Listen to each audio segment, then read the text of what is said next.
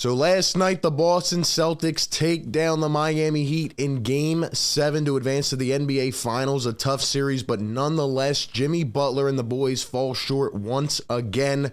I have some things to say about the last couple performances from Jimmy Butler and really a message to the Sixers organization. You do not want to miss it. Let's go. Perfect.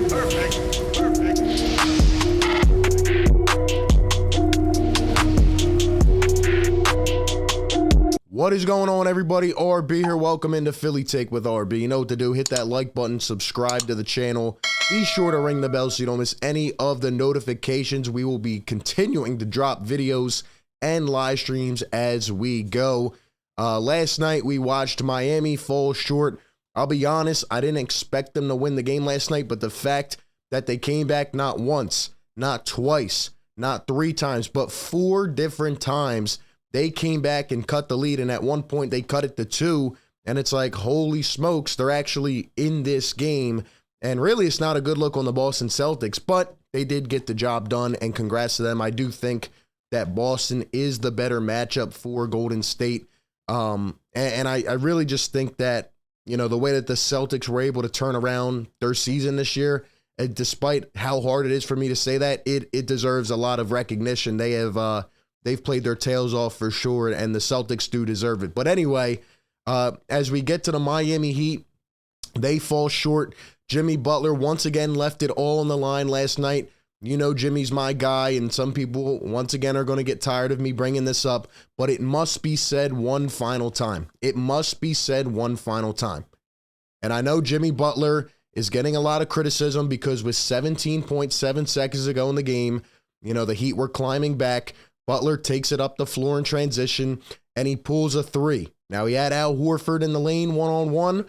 At first, you know, everybody is like, well, that's questionable. You should have took it to the lane. When I go back and reflect, I think to myself, well, you know, you could have took it. Al Horford's been playing good defense, but Jimmy Butler probably could have either gotten a foul or gotten a bucket. But in Jimmy Butler's MO, in his DNA, is trying to go for that kill shot, right? And he tried it. It was a wide open 3. He probably should have hit it, and I'm sure he'll be tough on himself for that one. But, you know, there were a lot of different reactions. At the end of the day, whether the shot went or not, my take as a Sixers fan, as an outside perspective, is that Miami Heat fans should be on their hands and knees thanking Jimmy Butler for everything he was able to do. He literally carried that team, and nobody else stepped up. And I hope his solid performances over the last 2 games are not overshadowed, because what he was able to do, even keeping Miami in that series as they were banged up head to toe, was just remarkable. You know, 47 points in Game 6. He had played, 46 minutes? And then he comes in Game 7. He plays the entire game. He plays the whole game, doesn't sit, by the way, on a bum knee. He's also injured. And he plays 48 minutes, 35 points, 9 rebounds, 13 for 24 from the field. And really, he went out swinging. He left it on the line. The reality of the situation is that his teammates did not step up. Kyle Lowry, nowhere to be found once again. Tyler Hero, nowhere to be found. Max Strus, nowhere to be found until late in the game. Bam Adebayo was really the only guy that tried to step up and put up a fight. And it's just like, Jimmy deserved more. Jimmy deserved more. And I put out a tweet after Game 6, before Game 7, that got a lot of interaction, and people were arguing with me, as they always do. A lot of Sixers fans continue to say, you know, Jimmy's not that guy, he can't be that guy. I once again saw it last night. He is that guy. He can be that guy. I'm not saying he's a top superstar in the league, but I'm saying he deserves that recognition, and he just has that winner. He has that DNA. The tweet I had said was, you know, about Jimmy Butler responding on a hurt knee, putting up 47 in Boston in a tough environment. Like, not every guy can do that. And that comes after a couple games of criticism where he was getting, you know, thrown through the dirt for not playing well, and he was injured, and, you know, he comes back and he responds. And that just shows me, like, that element of being able to fight through that adversity and coming back, like, it's just special. And I saw it when he was in Philly as well. And I said on this tweet that I'm convinced that Joel and Jimmy would have won a title together. And of course, people are mad about that. You know, why are you still on Jimmy Butler? Why do you care? Well, I'll tell you why. Here's why right here. Another tweet I put out. a list of people that have reached the finals. This isn't even everybody, by the way, but a list of key people that have reached the finals at some point in the last several years since leaving the Philadelphia 76ers. Monty Williams, he was an assistant for the Sixers. He makes the finals last year. Ime Udoka, his first year as a head coach, left the Sixers as an assistant. Now he's in the finals. Al Horford, I get it. The situation was different. He didn't look this way. He can only play in Boston. I get it. But Al Horford looks much better, and he's in the NBA Finals. Mikal Bridges, who we traded away on draft night. Jimmy Butler, who we should have never let walk from this team. My point is, with me bringing this type of stuff up, is more of a lesson as we go forward as an organization. This is what good organizations do. They build from within. They grow. They keep their guys, and most importantly, they make the right decisions. And it's like, how many times do we have to go through this making the wrong choice, right? Every team, every organization makes bad choices. Everybody does it in life, but you can't keep making these colossal mistakes. I have died on this hill for years, and I will continue to do so. I'm not going to keep talking about it, but Jimmy Butler, who has made the finals once and almost made it again, literally carrying his team single-handedly. That was one of the worst decisions the Sixers ever made. And let me tell you something right now. Let me tell you this. If the Sixers had an ounce of what Jimmy Butler brought to the Miami Heat during these playoffs, during the last couple series, the Sixers would be in the NBA Finals right now. Call me crazy, but it's just true. If Joel Embiid had a guy like Jimmy Butler who put it out on the line, who gave everything he had, his supposed second superstar over the last 2 years even, if he had a guy like Jimmy Butler who brought that energy, he's not going to be perfect, but he's going to go out there and fight and give you at least something every night. If Joel Embiid had that guy, we make the NBA Finals. And ever since this organization let Jimmy walk, all right, and you can argue with me all you want, oh, Jimmy wanted to leave by himself. No, he didn't. I can give you multiple examples as to why he didn't. First off, how about a couple weeks ago after the second round series when Jimmy Butler literally said, I miss Joel. I still wish we were playing together. That's number one. How about the podcast he's been on when he talked about the situation and the Sixers trying to control him?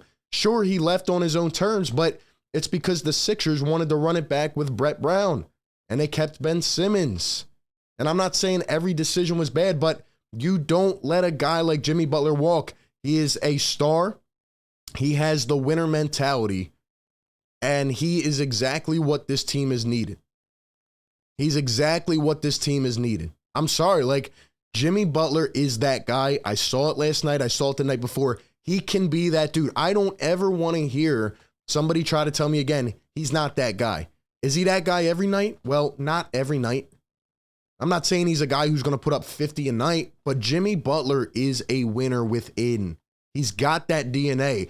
He's got the mental toughness that the Sixers outspokenly said they lacked in the playoffs. And it's just unfortunate, man, because I was rooting for Jimmy to get back to the finals because, again, the league needs more guys like him. He went out there the last 2 games. He played all but 2 minutes, and he put it on the line with everybody else not stepping up. It literally reminds me of Joel Embiid, who's out there doing it with half a face. I mean, it's just crazy, man. It really is. And, you look at all the people that have left this organization, like the Sixers from the top down. We need to make better decisions, man.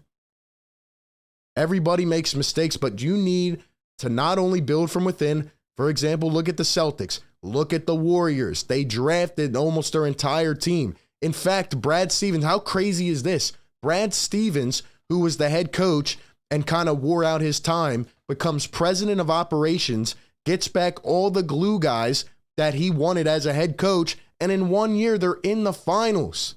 Take notes. Look at the track record. You need glue guys. You need tough 3-and-D wings, guys who will support your main stars. All right, Jason Tatum, Jaylen Brown, look at how they have matured.